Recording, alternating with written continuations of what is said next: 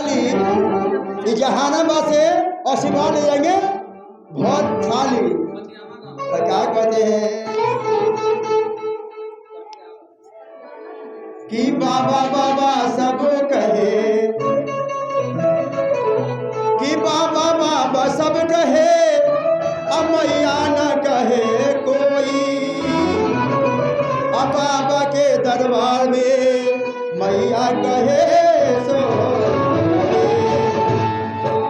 एगो बहिन जाता रे शिव गुरु के दरबार में, आ का कहतारी,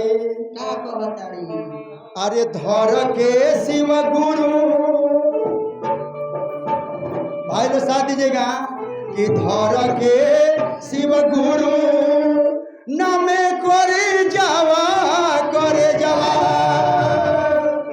कुहू गावो ना करे जावा, कुहू गावो ना हो। अरे शिवा गुरु कहिया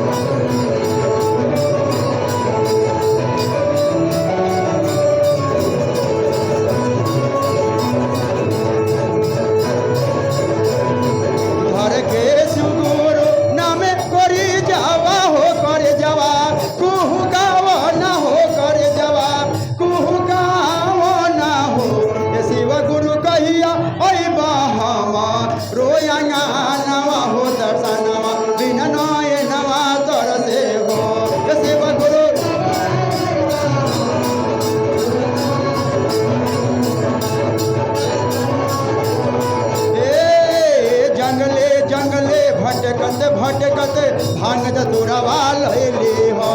जंगले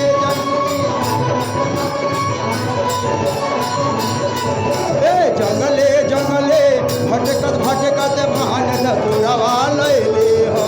जंगले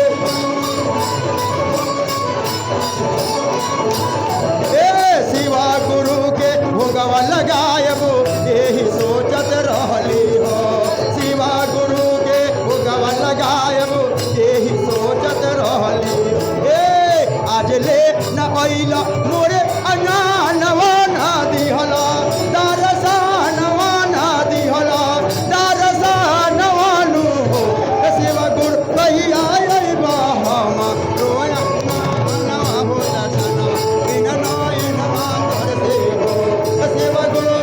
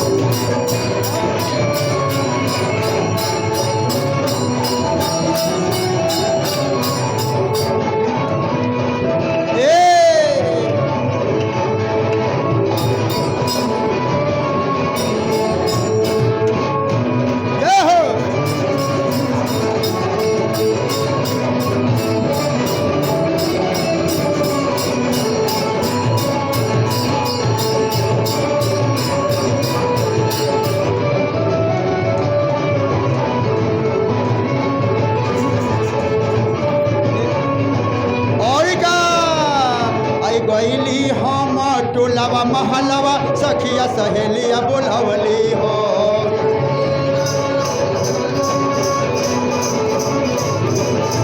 और गईली हम पटना नगरिया सखिया सहेलिया बोलवली हो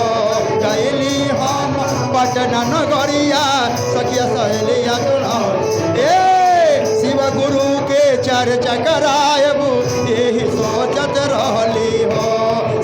गुरु के चर्चा करायब यही सोचत रहली हो आज ले न अइल मोरे अंगनवा ना दिहला दरसानवा ना दिहला दरसानवा नु हो शिव गुरु कहिया अइबा हमार ओ अंगनवा हो दर्शनवा बिना नय नवा तर से हो शिव गुरु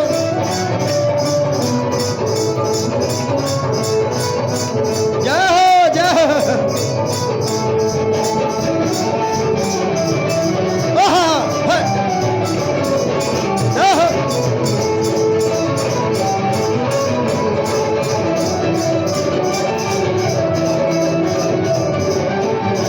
मास्टर साहेब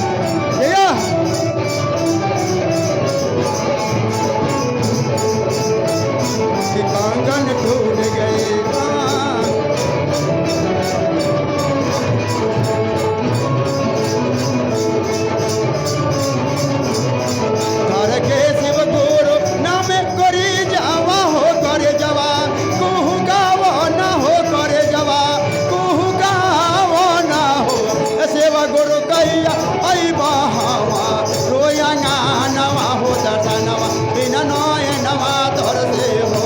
शिव गुरु